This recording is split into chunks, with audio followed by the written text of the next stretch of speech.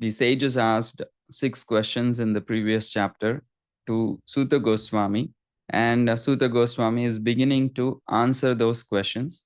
Of course, with tradition, he is setting the example of first offering obeisances to his spiritual master, Shukadeva Goswami. He has learned from so many spiritual masters because he is well versed in various Ved knowledge. However, he chooses especially Shukadeva Goswami as his spiritual master here and offers his obeisances and also appreciates the audience for the questions that they have asked, which gives him an opportunity to actually speak. And then, after offering obeisances and appreciating the audience, he begins to answer the question asked by the sages. They had asked, what is the ultimate good and the essence of scriptures? In one sense, it is devotional service, which is the ultimate good for all people. And the essence of scriptures is the process of bhakti, how to engage in devotional service, sadhana bhakti. That is the essence of the scriptures. And then naturally, the question arises for some of those sages who are still not fully convinced. The question may be in their corner of their mind. If bhakti is everything, then what is the role of varnashram? Because we are speaking about a highly civilized Vedic society where varnashram was very important part of life. It is as good as their life. Their identity was around their varnashram roles. It was very seriously taken. And that is why the natural question is there. Then what about varnashram? Because people go through so much to follow these principles. So why are they not the ultimate good or the essence of scriptures, and why only devotional service? So we saw in the last particular session that how varnashram is important, but if it does not lead to the attraction towards devotional service, then it becomes a lot of labor without ultimately leading to liberation. So purpose of life is liberation. So as long as one's varnashram roles or leading or helping, assisting one in understanding and also remembering Hari, Ante Narayana Smriti, as long as it helps one to remember Lord Narayan, especially at the end of life, if such varnashram is practiced, it is not a problem. It is rather glorious, and that is how that particular section was wound up. And then they also speak about we will see what is the process of bhakti and the object of bhakti.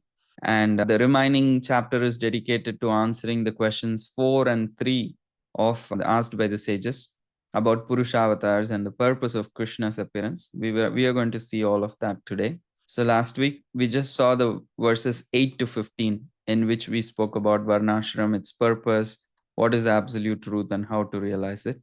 That whole process, a whole question, how to realize that absolute truth, is being explained here in this particular verses 16 to 22, which we will explore today.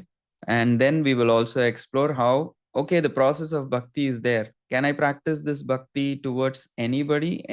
There are so many gods and demigods that are listed in the Vedic literature. Can I apply this process of bhakti to anyone and everyone? And again, Suta Goswami is clarifying who is this process of bhakti should be completely dedicated to. The object of the bhakti process also is being given. After that, we will see the rest of the translations. And this is just the quick overview for the previous section. So we are going to discuss between verses 16 to 22, this famous 9 steps that Srila Rupa Goswami has given. That bhakti begins with Shraddha, faith. And then because they have faith, they take sadhu sangha.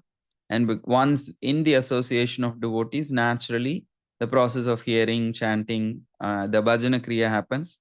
And through the process of hearing and chanting, the unnecessary things in the heart are being cleansed by the process of devotional service. And the more one gets cleansed, when most of that is being cleansed, then we become more fixed in devotional service.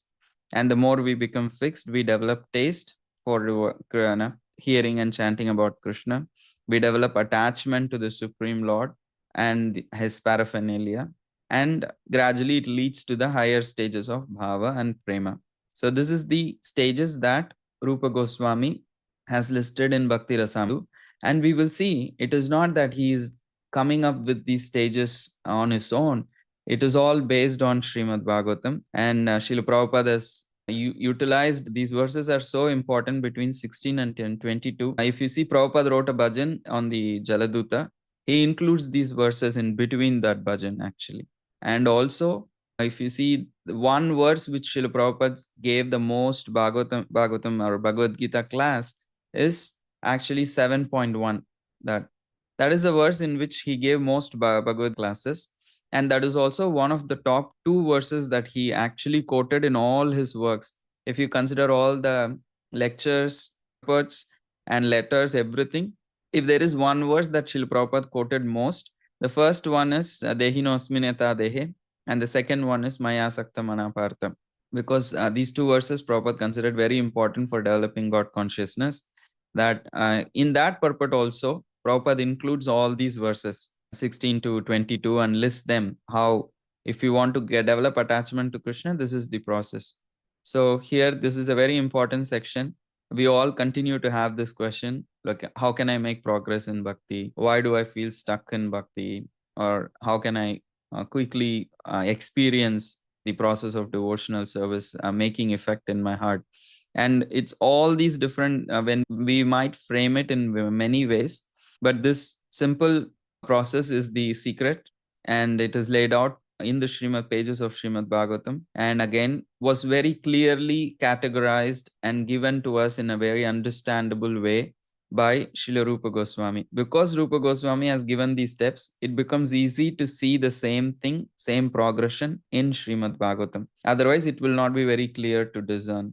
And Srila Vishnu Chakra Thakur goes one step ahead and also adds extra stages to these 9 stages using these verses.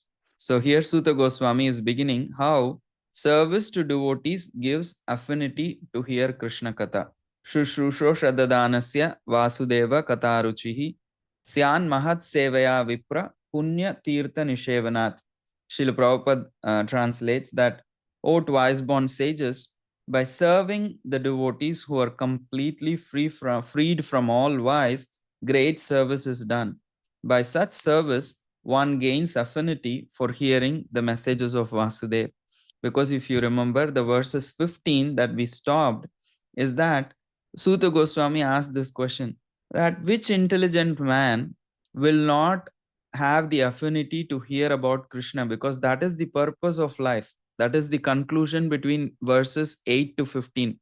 The conclusion between verses 8 to 15 is purpose of life is to develop attachment to hearing about Krishna.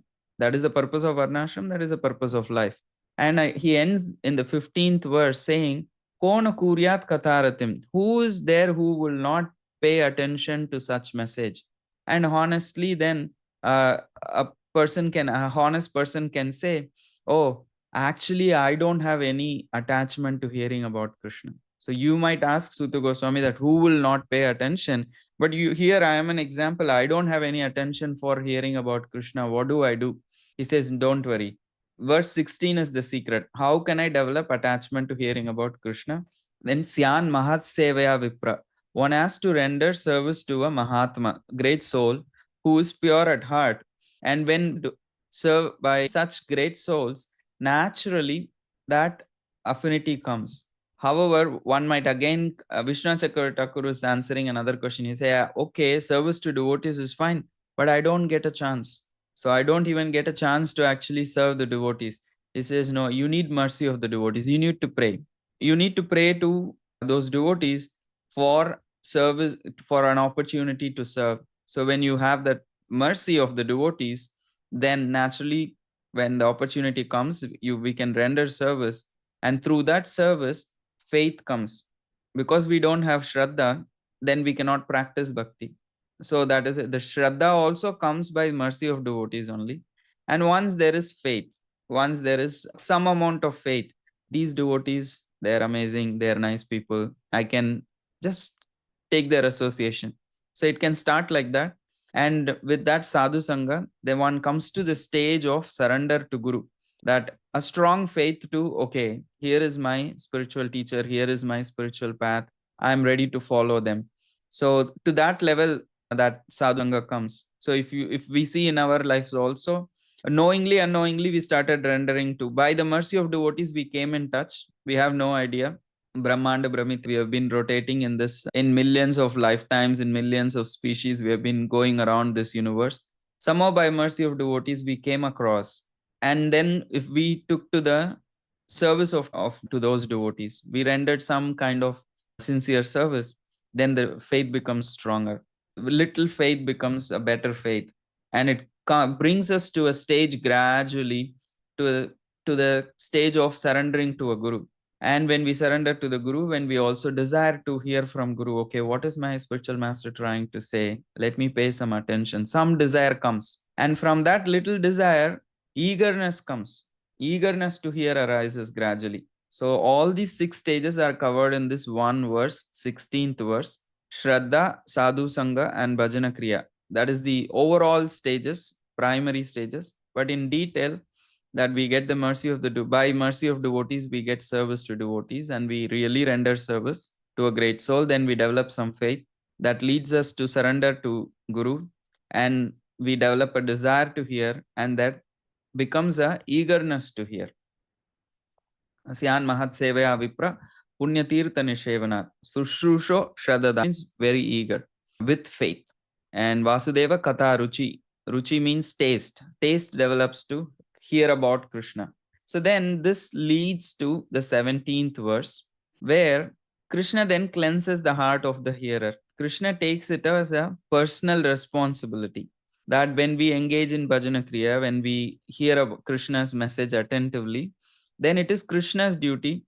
Actually, the more attention we pay, then we don't have ability to cleanse. We have all the ability to accumulate all the dust, but we cannot by our own strength let it go.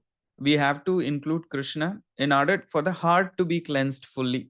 What do we mean by heart being cleansed? That we'll see in the following verses. But here, and this verse is a very crucial verse, because in this day and age, there is a lot of propaganda about, or a lot of fame to self-help. So it's not that if something is helpful for a devotee on an emotional level, physical level, there is nothing wrong in utilizing them. However, there is a misconception in the world that just by their own effort, they can actually become better persons. However, when it is done with passion and ignorance and within the three modes, they may get somewhat better. Maybe somebody was lazy and they start working out and they lose a lot of weight, they become fit physically. Or somebody was in a deep emotional pain and they somehow develop some awareness of their emotions and needs and all those things, feelings, and they get better in dealing with people, expressing their needs. These are very important. It's not that devotees can have a better quality of life without having self-awareness. However, to see that this is it, I have already become a better person, is again a layer of illusion, because until the modes of passion and ignorance are completely removed, our heart cannot be fully cleansed. That is why Shukadev Goswami in the 6th canto explains how the process of karma, jnana, and all these process, they are like burning the bamboo forest. All the bamboo trees get burnt, but the roots remain inside. When the right season comes, when there is the next rainfall comes, again all the bamboo shoots come out. They take root because the root inside is not burnt. However, bhakti is like the process which how the sun evaporates the morning dew without any trace. Similarly, bhakti actually cleanses the heart itself, the root itself. We need to actually pay attention to the message of Krishna if we want our heart to be completely cleansed gradually. Shrinvatam Swakatha Krishna, when we hear about Krishna, Punya Shravana Kirtanaha, Hridayantasto Hyabhadrani, all the unnecessary things within the heart, Hridayanta, unnecessary things, Vidunoti Suhrutsatam, Vidunoti. Dunoti means cleansing, Vidunoti means special kind of cleansing. That means our original consciousness comes, we develop more attachment, we gradually understand that I am not this body, I am a spirit soul, and my connection with Krishna is eternal. And there is strong fear goes down. When more and more soul consciousness comes out and we become conscious of our connection with Krishna, the fear that is related to body actually reduces naturally. So that is Vidunoti Suhurut Satam. And this all happens by properly hearing and chanting. And Srila Prabhupada translates this verse in two different places differently. When he uses it in Bhagavad Gita, he says, one who develops an urge to hear about Krishna, one who develops a urge to develop here about Krishna, that he is also included, because I can think, oh my God, I don't have relish. I don't actually, what do you call, hear with happiness. But even if we come to a stage, okay, I want to hear. I am suffering so much despite having this devotional knowledge. I want to actually want to hear better. So if that urge comes to the heart, then that person also then considered qualified for this 17th verse stage. If an urge to hear is there, then naturally Krishna will remove our anarthas, and gradually we will develop relish hearing. One devotee said that what is the difference between an advanced devotee and a not so advanced devotee?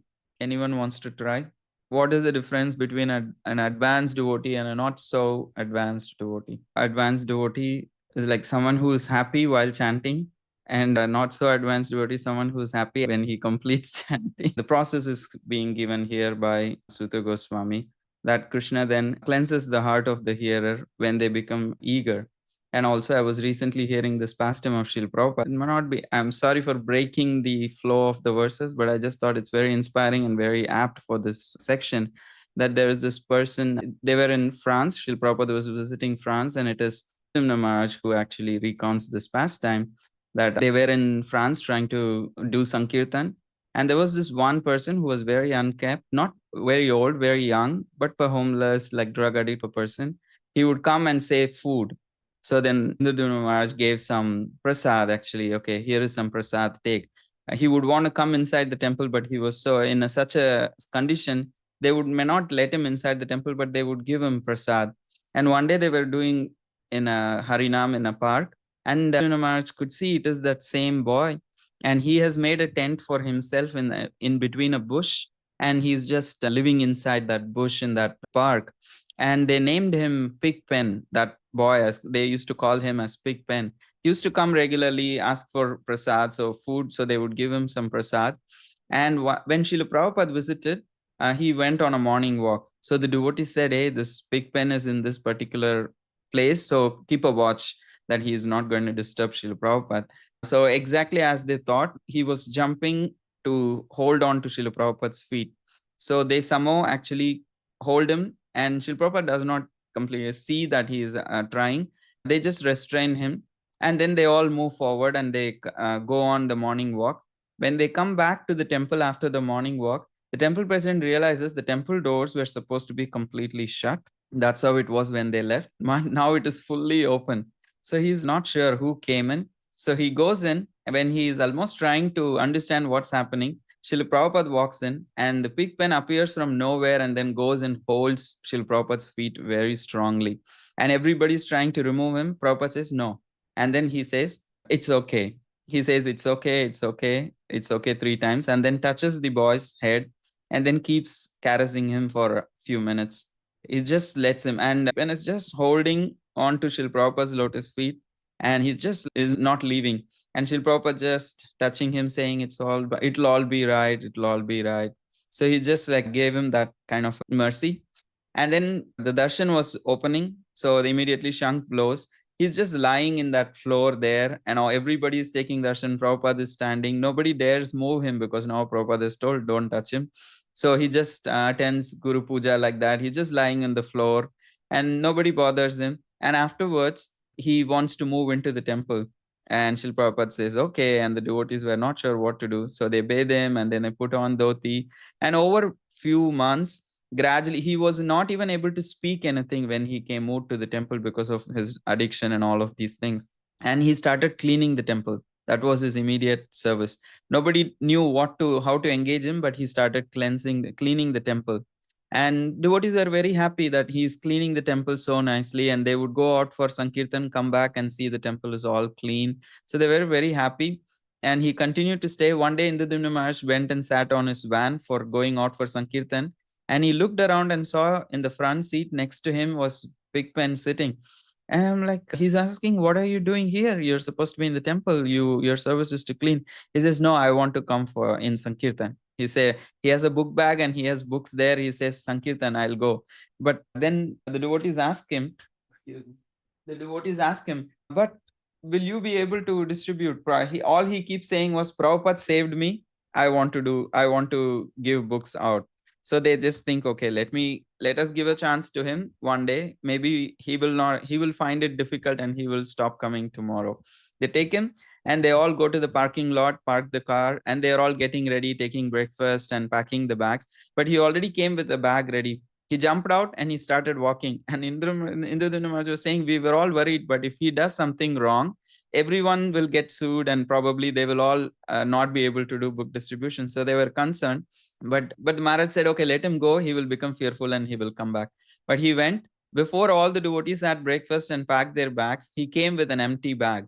And they were like, did you dump your books somewhere or what happened? He said, no. He gives money saying, I already distributed books. And they were so surprised. How did you distribute so many books in such a short time?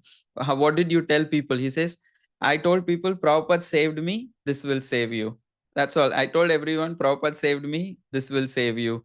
So it was a simple kind of a faith and a natural service attitude and the mercy. When all of that combined, and he went on to become a good Sankirtan leader, and he started giving classes eventually and was initiated and was called Rasada Prabhu and served many years.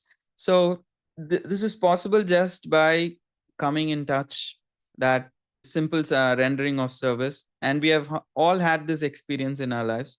The biggest problem comes in the stage of the 17th verse, where Anartha Nivritti seems to be a very long drawn process and it takes more time. So then again, the whole science is, okay, we go back and do those same things that actually brought us to this stage. And naturally, when the Anartha Nivritti is done, in the 18th verse, we always say, Nashta prayeshu abhadreshu nityam bhagavata sevaya bhagavati uttama shloke bhaktir bhavati naishtiki.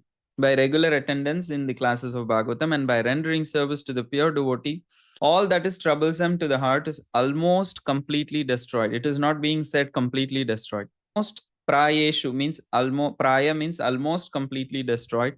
And naturally, what is called as nishta, fixed devotional service, strong attachment naturally arises when good amount of anartha nivritti happens. These stages are all not necessarily what you call consecutive. They are all progressive simultaneously. So to the extent our anartha nivritti is done, it's not that only that extent of anartha nivritti happens, then nishta is going to appear one fine morning. Rather, nishta keeps gradually adding also. Our shraddha keeps getting better. But when it really comes to a certain stage where it can be fixed, stable devotional service, like some of these, I think Shilpi was saying how it is not circumstantial. The one sign of nishta is, come what may, this person actually continues with the sadhana and the services in a very fixed way. And that cannot be faked actually. We can fake a lot of things in devotional service. I can learn some verses and I can sing them very beautifully. I can learn some shlokas, jokes, this, that. If I have some skill, I can give a lecture. It is all very easy to fake. However, nishta is something which nobody can fake. Because as long as there is lust, nobody can be actually very fixed and stable. So that is a sign that there is still some work to be done and to become more stable in devotional service. And that is what the 18th verse speaks about.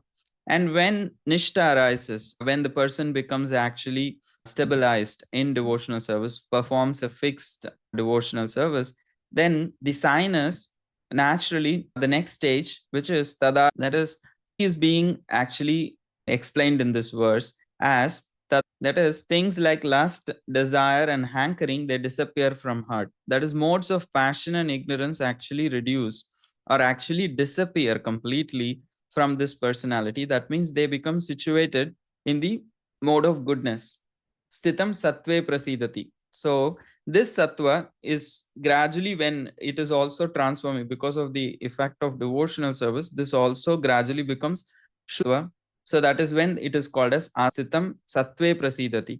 Lower modes disappear. That means this person exists in good amount of mode of goodness.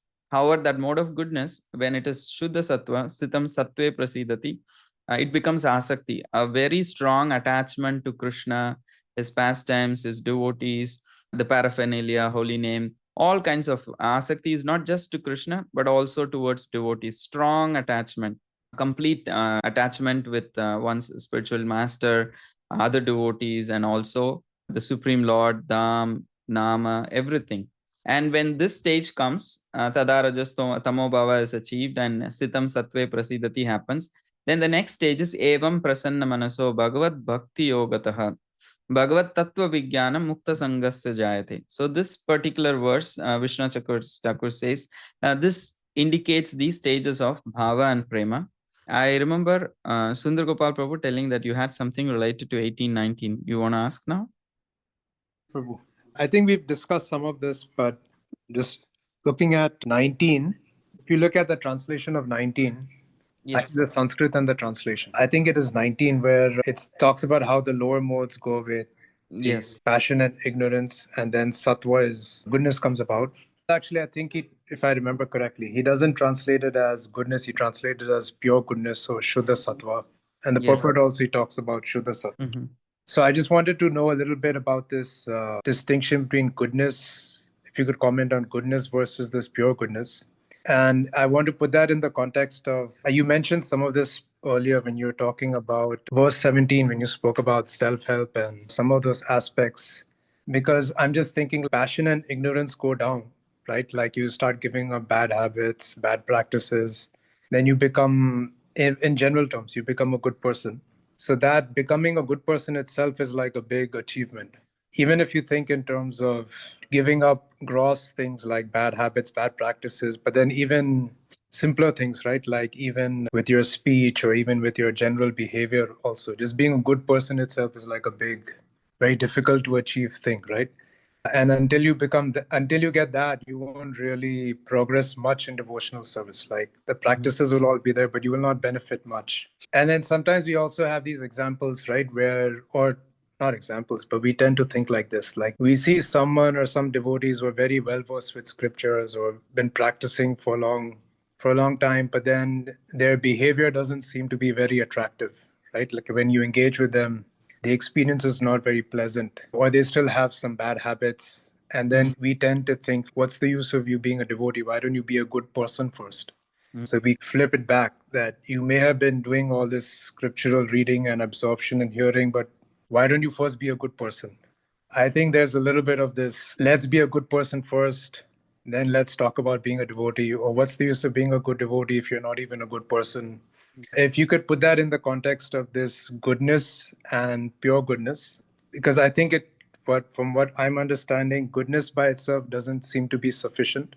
So yeah, I think, I don't know if I made my question very complicated, but No, I'm putting a lot of thoughts out there. But if you want to answer some, I think I have a little more, but you can start with answering this first. So if let me paraphrase your question, so I'm getting it closer to what you were explaining. Sometimes we see well-behaved non-devotees, and sometimes we experience not so well-behaved devotees. Sometimes they are even like very experienced, fixed in their practices. Externally, it seems to be they're doing everything rightly, but seems like their behavior is not as pleasant as sometimes with even that we have experiences with non-devotees. Yes. So then we feel like, what is the use of this person being a devotee because its behavior isn't changing yet. Perfect, Prabhu. You phrased it even better than I asked. But yes, that's the question. So I would say we can refer to verses in Bhagavad Gita, chapter 9.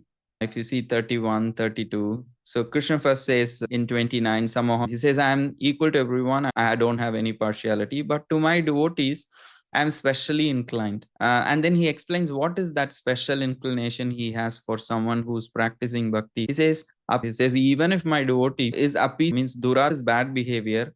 It's a very kind of a complex word. Like, how can there be a perfectly bad behavior? Su is usually a perfect thing, but here it is Su Durach, like perfect bad behavior means abominable behavior. That's why Srila Prabhupada translates it as abominable behavior. It's not just any bad behavior, but really bad behavior. It says even that apichet su duracharo bhajatema ananya bhak. If this person is actually ananya bhak, means he might become a materialist, but he will not worship demigods. He will not become a Mayavadi. He will not become anything. Like we see devotees may fall for a movie, but they won't hear if they won't hear a Mayavadi lecture comes. It's like that. So that kind of a fixed that my Lord is Krishna. I may be able to, like, externally in the worldly level, a moral behavior, there may be some immoral behavior. However, he's so fixed. My Lord is Krishna, however it is. Ananya Bhak, Sadhureva Samantavya. You should consider him. He says, like, he gives a clear indication, what do you call, instruction. Sadhur Eva. There's no other way that we should look at that person. Sadhur Eva Samantavya Samyak Vyavastha. So that because this person is fixed in the right path, he will get better. That is why he says, Kshipram Bhavati Dharmatma Shashvat Shantim Nigachati Kaunteya Pratijanehi Name just so my devotee will not perish.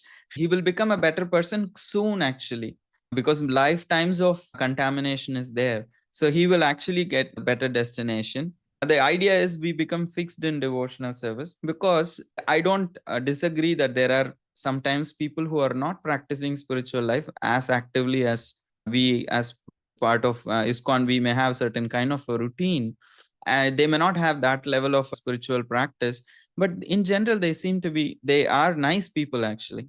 And there is nothing wrong, there is nothing denying that they are nice people. There can be nice people because they are situated on the mode of goodness, their passion and ignorance is gone. However, they may not have faith, because that goodness may not be able to liberate them from conditional life. Due to various pious acts, they have come to level of goodness, and that goodness has effect. They are very sensitive, they want to serve, they take care of, they are not competitive, they are not envious, because of mode of goodness. So it's very naturally to deal with such people. And however, if they are antagonistic to devotional service, then it won't take them beyond material goodness, or it won't liberate them from conditional existence. That is why Krishna in the 12th chapter of Bhagavad Gita, if you see, keeps on saying Adveshta and Sapta. He keeps saying Bhakta, Bhakta, and from verses 13 to 20, he keeps saying, this devotee is dear to me, this devotee is dear to me. But who is that devotee? He says, one who is non-envious, one who is friend to everyone, one who is not disturbed by others and does not disturb others, one who is detached, one who is free from pride. He keeps on giving these good qualities, which we consider as good qualities. He says all of that, and he says, but such a devotee is dear to me. So there is levels of devotion, as another devotee, like I think Ganasha Prabhu said, there is what you call Kanishta, there is Madhyama, there is Uttama. So Kanishta is also a devotee. So just because he is devotee, Lord actually gives him the benefit of doubt. But the more we actually become Adveshanam and all these qualities, the more we actually develop good qualities, we develop good people as such, then we become more and more dear to Krishna. So that is why a devotee should not think, I'm chanting Hare Krishna, so I'm the best person in this world. You are best person in this world in the eyes of Krishna. But individually, we should think, okay, now I'm taking to Bhakti. How can I become a better person? Like advancement, like what is a good japa? Many times I feel like, oh, my japa was good. But good japa is only when you get to the stage of the real good japa is when you can actually shed tears when you chant the holy names. So until then, it's better. We can encourage ourselves. The japa was better than yesterday. At least I did not fall asleep. I did not get up 17 times between 16 rounds. I get distracted, look at my phones and so many times in between. So then I feel okay, it's a better quality of japa. But still, I need not think, oh, I'm the greatest person here and I've got everything achieved. So I cannot go around and assume that every work is done. Just because we have become a devotee, we cannot assume all the work is done. We need to be humble and understand, okay, there is so much layers of passion and ignorance I need to shed and develop good friendships, take guidance, and continue to eagerly engage in devotional service. Because if it's a sign of as other devotees also mentioned, the sign of an advancing devotee sincere is that he really has taste for bhakti. So I need to take a stock and understand, okay, because we are in the organization, in our lives, we have many roles. So we see devotees on either extreme. Say, for example, there is a drama, and if somebody has to play the role of Jagai and Madai, one devotee may think, oh, and somebody is playing the role of Nityanand Prabhu. So this devotee who's playing Jagai cannot think, okay, how can I beat this Nityananda Prabhu who's playing role of Nityananda, because he is my mentor. So how can I actually hit him? So he goes and puts a garland. So that is problem with in the drama, because you are supposed to play a role. So you have to play the role. Only then the drama will happen. And the other extreme is, because now I'm playing the role of Jaga and Madai, let me take some whiskey or something so that I can really be intoxicated and play the role well.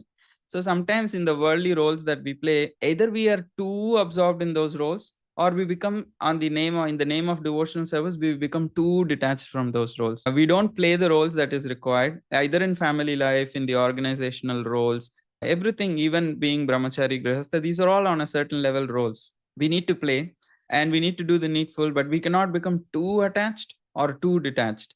At the same time, always simultaneously need to maintain this identity that I am actually a sadhaka who's walking this path of bhakti, and I need to continue to grow, get better. All these externals will can be taken away any day. Any role that we play in this world can actually be changed at any time in this life. And even if it all stays intact, I die a brahmachari, someone dies a sannyasi, and everything is that is no guarantee that anything is going to happen on a devotional level. So there are multiple roles. Because we are playing, there is confusion that devotees can assume, okay, I'm having a particular position in the organization, so then I'm so and so, then they can, that can get to the head, and they may become little distracted from their actual practices. Or somebody becomes too absorbed in their role of being a father or being taking care of so many responsibilities. They are very absorbing by nature.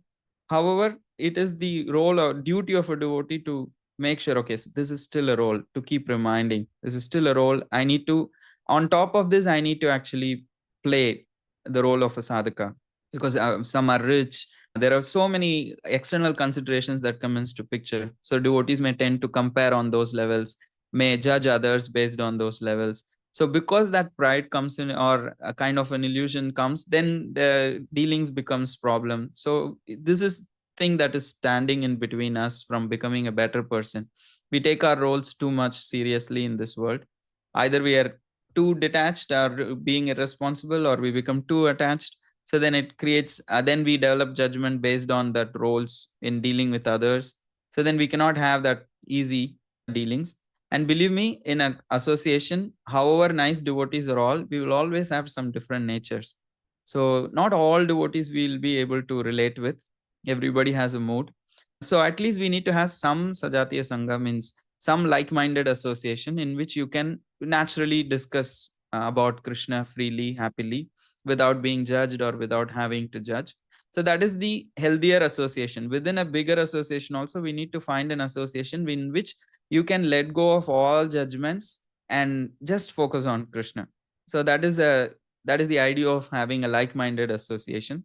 In a bigger association, you cannot have 200 people, 500 people, 1,000 people, 10,000 people as one association. Within that, you need to create a small sajatiya sangha where you can actually let go of all formalities and straight jump into Krishna. And okay, here we are. And that kind of a buffer needs to be there. That comes when good relationships are already established. We know each other and we have some investment in each other's life. We have trust in each other. All that is being established separately, and then bhakti becomes much easier. There is one nice article that Danudhar Maharaj recently shared about a tea party, something in Govardhan. I totally like vibe with it. I had that understanding when I read Maharaj's article. I became more happy because it was in my heart. And when a senior devotee confirms it, it becomes more, what do you call, gives us confidence. Okay, we are having the right understanding.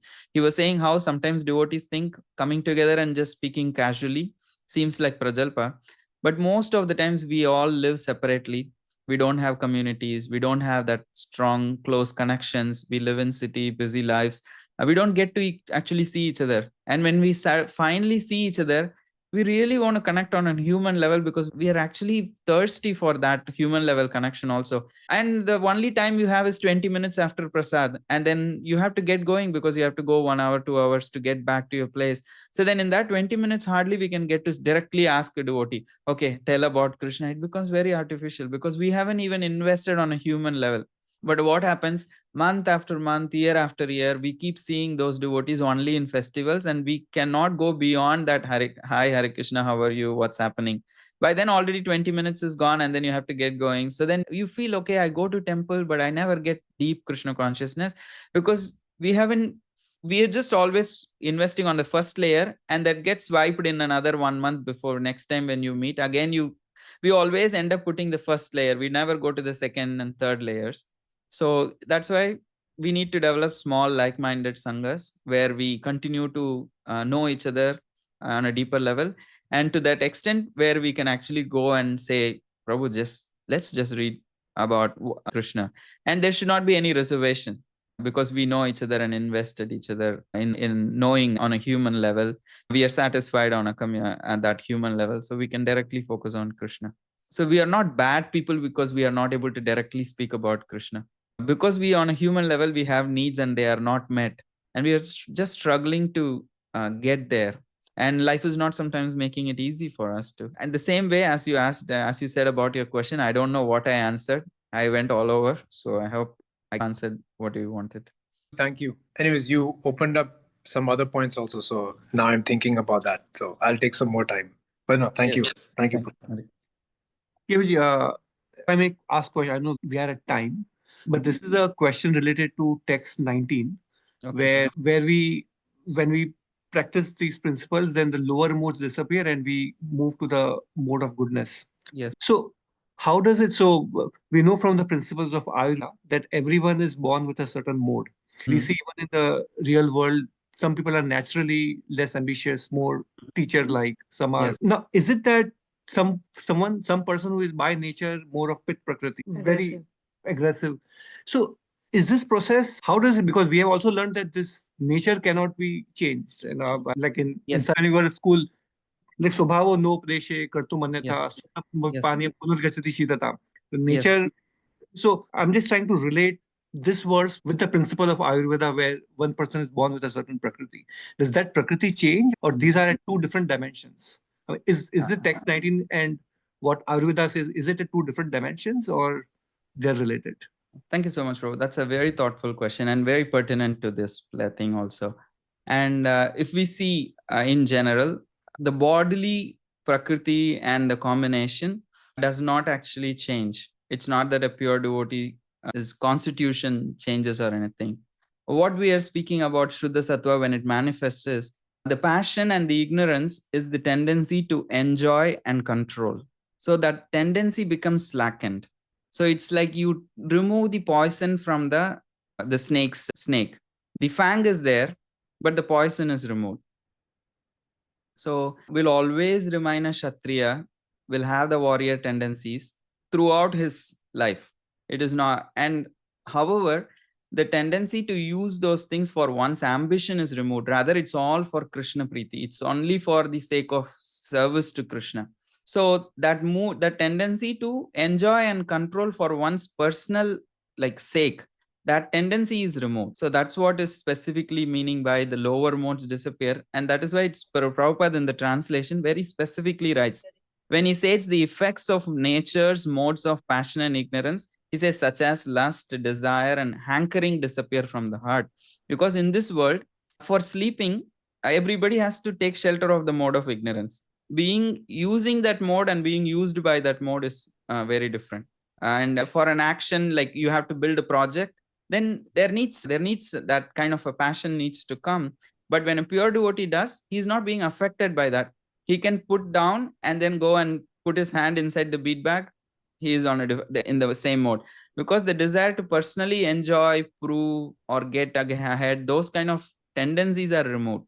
But it's not about the physical prakriti, is not like in terms of vata, pitta, kapha, that is not necessarily changed. Thank you.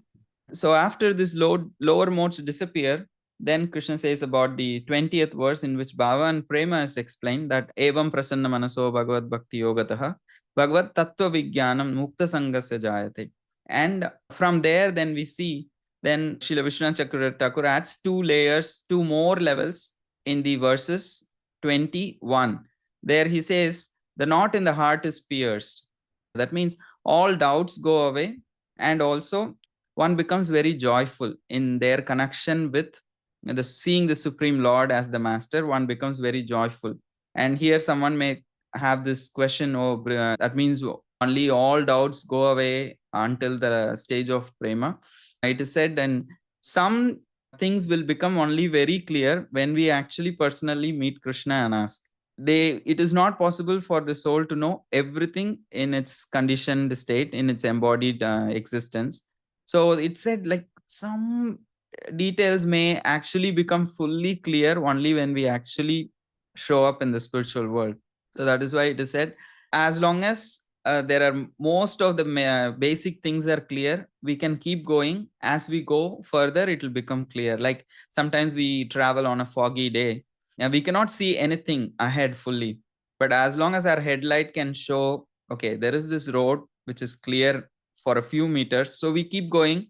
And then because as the headlight goes ahead, then we keep seeing more and we keep going. Similarly in bhakti also, even if not all our questions are answered, even if all our doubts are not clarified, we have some clarity, we have some experience of Krishna in our heart through the process of bhakti. We just continue, it will try to clear more and more fog, and we will be able to continue to go. It won't become like all clear one day and then I start my practice of bhakti. Rather, it is more gradual. And it is said even some doubts may still exist, may not be fully clear, details may not be fully verified or clarified, and only when actually when it comes to the stage of prema, it will be clarified.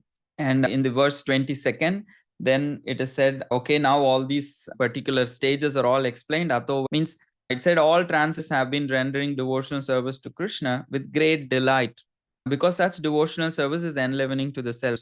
Vishnu Chakra Thakur says, the devotional service produces happiness. Paramaya muda kurvanti atma prasadanim. There are two places in this verse happiness is being explained. The process of devotional service produces happiness, and it is also practiced happily. There are two different things. Bhaktim paramaya muda. Bhakti is practiced happily and also produces happiness. So even in the stage of sadhana bhakti, if we can actually happily practice, there is actually nothing to worry. All the worry is here in the head. So with faith that just Krishna is my protector, when a person actually becomes a little bit carefree and just, okay, all these things are there, let me keep it aside, just happily chant Hare Krishna. When we actually have that faith and paramaya muda, when that is practiced, even on the stage of sadhana, it can produce happiness. We all have had this experience. We may have so many things going on. We go to a yatra and we just completely forget, and we completely become uplifted and remember, oh, I came with so many confusions and thoughts and problems, and it's not the problems got resolved, but I just kept them aside and, okay, I'm in the dham, let me just focus. Immediately we feel very uplifted. So in that way, it is when the practice, even in the stage of sadhana, devotional service can produce happiness, and especially in the advanced stages, it can produce more happiness. That is what is this verse speaking about in verse 22. And from verse 23 onwards, we shift the topic towards the object of bhakti. So we will continue that in the following week. And this is all about the process of bhakti. Let me very quickly give a summary. I won't take much time. In verses 16, we spoke how Suta Goswami is saying that Shraddha, Sadhu Sangha, and Bhajana Kriya. These are the stages when we practice, when we get the mercy of devotees, we render service to devotees. Because of that, we develop Shraddha, faith. And then eventually that Shraddha leads us to taking surrender to a Guru, taking shelter of a Guru. And we develop desire to hear from the Guru and develop eagerness to hear through our surrender. Then that leads us to Bhajana Kriya and Anartha Nivritti. More Bhajana Kriya, because now we have eagerness, we want to hear more, we hear more regularly. Then Anartha Nivritti happens. And when Anartha Nivritti happens to a good extent, then Nishta comes. And when in the stage of Nishta, then when we continue to practice, then Ruchi and Asakti appears, that the lower modes disappear. So we have more taste, we have more mode of goodness. And because of our continued devotional service, when mode of goodness is in touch with bhakti, it transforms us into Shuddha Sattva. Because many people can come to mode of goodness by their own effort in this world. But when it is in touch with bhakti, it transforms into Shuddha Sattva gradually. Asti arises on that stage, and gradually it leads to Bhava and Prema.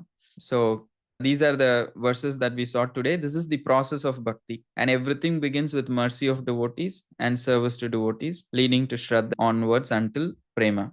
And we will see who is this particular process of bhakti applied to? Who is the object of this process of bhakti? That we will see from verses 23 onwards to until 29. We will see who is the object, that how Vishnu or Krishna is the object of everything of this process of bhakti. So we will see that in the coming week. Hopefully in the next week, we will complete this chapter. Thank you, everyone. If there are any thoughts, questions that anyone wants to share at the end, I'm available for some time. Otherwise, if you have to leave, please feel free to. Yes. So when we say that all these verses talk about bhakti, removing the knot and all that, progressing, what does it mean? Is it the all the processes that we are following, or is it specifically referring to one limb? Can I clarify, Prabhuji? I'm not exactly clear. So when we say that the process of bhakti removes the knots and misgivings Knots. in the heart, so for us specifically, should we just try to focus on all these 9 processes that Rupa Goswami has enlisted, like you said, or do we just focus on a few of them to begin with? Do you mean by these stages, or do you mean by Navavida Bhakti? No, the stages to progress Stages. from the knot, moving the knots. Okay. No, usually we focus on Bhajana Kriya. That is where we have any control. We don't have control. Like we have already received mercy, we have Guru, we know the process. So the only area of control we have is we become more and more attentive, and we continue to serve the devotees and refine where is the problem, like where is my attitude, what I need to refine in which area. And the more we actually also focus on becoming a nice person and developing good friendships and nice relationship with devotees and engaging, because we all cannot do bhakti on our own. So none of these processes can happen in a void. So it's not that I chant attentively, that is very important, that can actually give devotional service advancement. But most of us also need friends, most of also need support. So we try to see, okay, where am I lacking, how I can compensate it. And in that way, when we focus on, that is the only area we can focus, the bhajana kriya. Nirtyanivritti, all of those things has to happen as a byproduct by Krishna's mercy also needs to come. Thank you, Prabhu. I do see Champak and Damodar, Madhagev. Prabhu, all the way back to verse 19, there's Prabhupada talks about irrevocable service in the heart, and none of the translations say irrevocable loving service in the heart. And I know Prabhupada took these liberties in Bhagavad Gita to insert devotional service, but approaching Bhagavatam, I didn't expect him to take those liberties, because Bhagavatam is about the devotees and devotional service to Krishna. So why it needed... Anaishtiki is irrevocable, Prabhu. Okay. The word anaishtiki means nishta. So nishta means fixed. Fixed means you only have option to come to that stage. You don't have option to forget Krishna. So once that stage comes, even if you want, even if you go wherever, it's not going to go away. That's there even before. But in this level, this person can just not actually go away from devotional service. It's just like irrevocable fact, actually. It becomes so, because it's, if you have ever experienced, if you see a bud, you may sometimes forcibly open it, and it will again never become a bud. But it's even for forcibly opened, it is the case. But what if naturally a bud blooms? Then once it opens, it's not, it will, however much you force, it will not become a bud. Similarly, consciousness is called as a bud, a lotus. So once it opens, then it will give its fragrance. You will be able to see its texture, color, and it's not going to again close. It opens. Temporarily, due to offenses, it may get covered. However, at that stage, when that offense is cleared, naturally that person will come to that stage wherever they left. So that is why it is called irrevocable fact. So, and nishta, the word naishtiki, Prabhupada has translated as irrevocable. It could be translated as fixed. But the idea Prabhupada is giving is, Prabhupada also covers more mileage in less words, because he has more commentaries to refer to.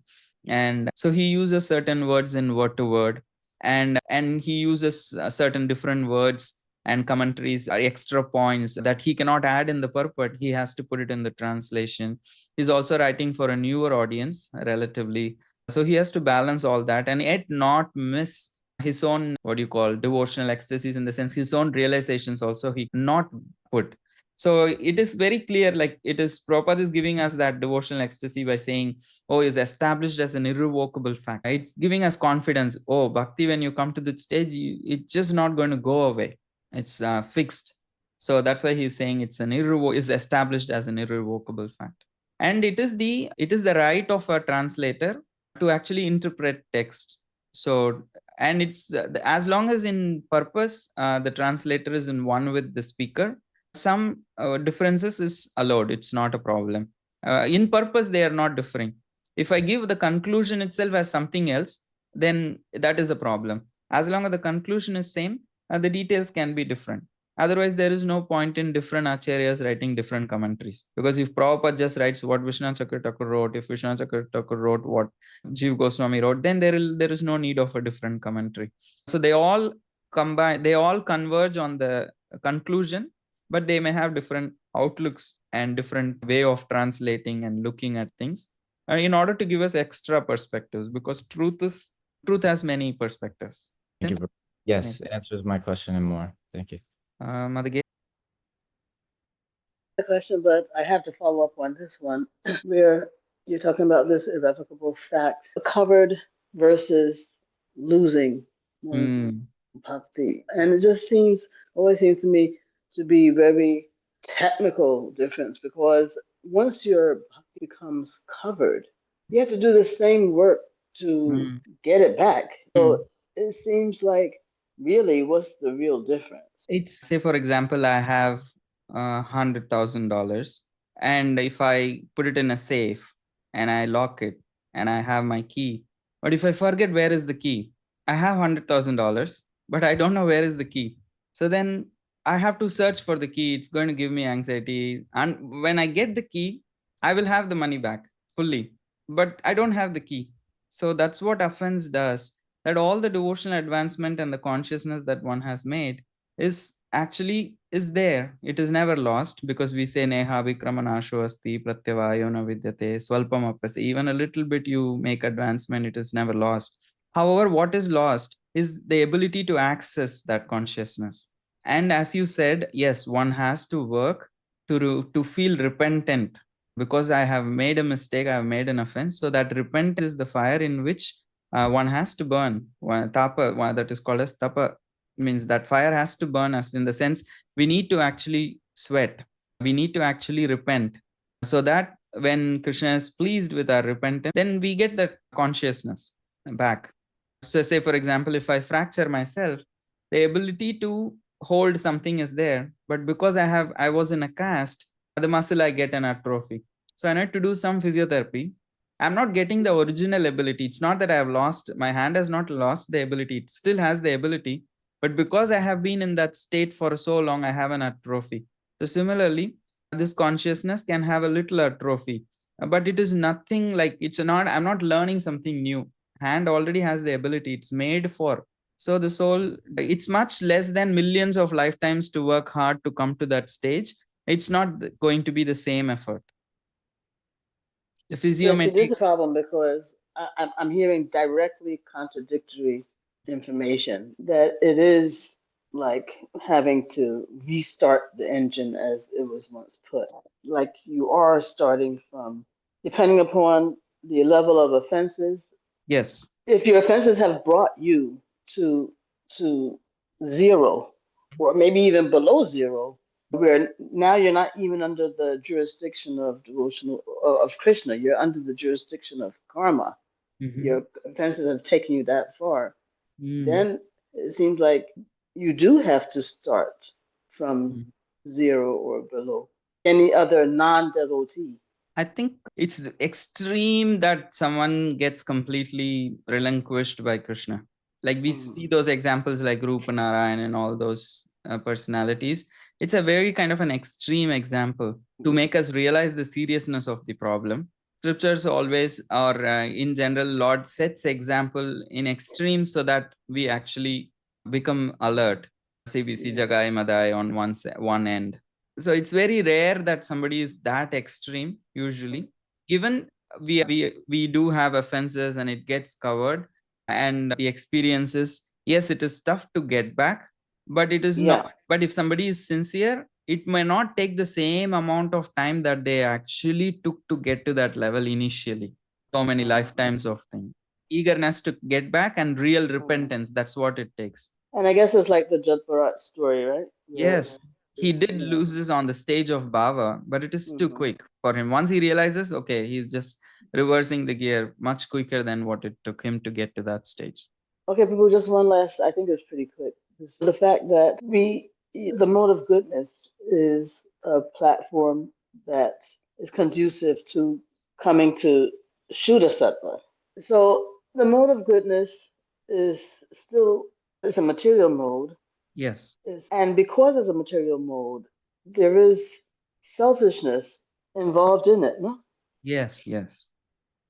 I just find it interesting that although that contamination of selfishness is there, it is still nevertheless conducive for transcending the modes, whereas whereas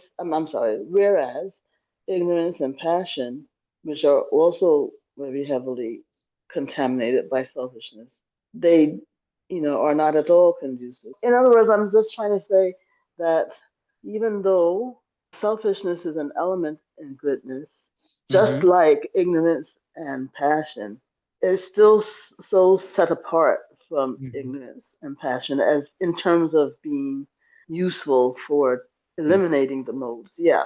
Yeah, true. You're like paraphrasing. I agree what you're saying.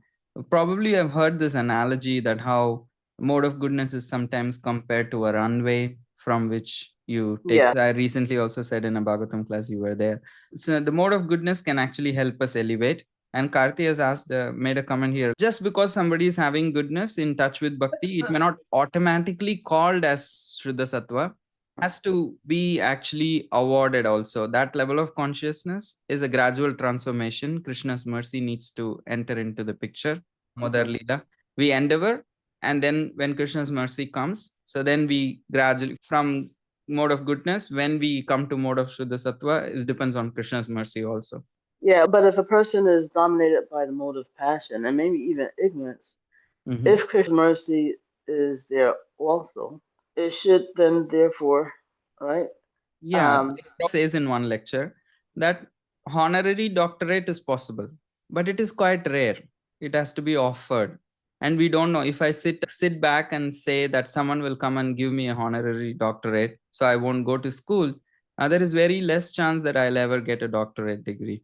Okay, For so most people, it may not, because mercy is an exception. Anyone can be uplifted by Krishna. But this mercy also, when you're in the mode of goodness, that's also honorary degree, no? Because but you are even in the making mode your of endeavor, right? There is more chance. Why would Krishna not do anything when you are actually making an endeavor sincerely? But those in the mode of ignorance and passion, aren't there devotees who are dominated by those lower modes that are also making an endeavor? Let's say a person who is addicted to drugs or alcohol. If they are making proper endeavor, why is the modern passion not going away? Because the verses are saying it should go away, right? Eventually. So there is no, they are in the right path. Okay, Prabhu, just one last thing I would say is we were comparing those who are so-called good people to devotees who are sometimes seen as guilty of every bad behavior. And I was thinking that one difference between those two people, even though it seems like the non-devotee is a better person, there's a big difference between that person and the devotee who doesn't appear to be such a good person, is that the good person, his goodness is only temporary because he could always descend back to the lower modes, whereas the devotee, the sincere devotee who's really trying and not committing offenses, his trajectory is on the up towards transcendence. Yeah, he might look so bad right now, but his trajectory is quite different from the roller coaster ride of the better looking person. I know it's late. Just 1 minute to add to what Mother Gail said. I remember one of my uncles is a very nice person in a worldly judgment. He's a very nice person. And my mom was about to leave her body. So he was coming from Chennai. I told him, please go to the temple and asked them that somebody is leaving their body. We want some Mahaprasad. And then I told him, and he went and he got, and he came back to our home.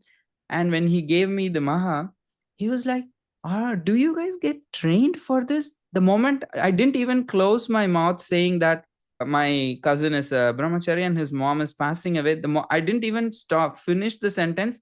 So many people ran in all directions, and one person came with a Mahacloth, one person came with a Mahaprasad, one person came with Tulsi, the other person got some garland. He said, like, do you guys get trained what to do all these things? I said, yeah, the whole process is to get trained for this one day.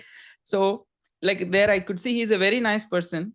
However, he doesn't know what to do when that moment of death comes. But devotees, they may have in their nature, they may not know, they may be different, but I can actually confidently take shelter of this devotee when I'm dying, because I know, okay, this person will chant Krishna's name in my ears and help me actually go close to Krishna. Thank you.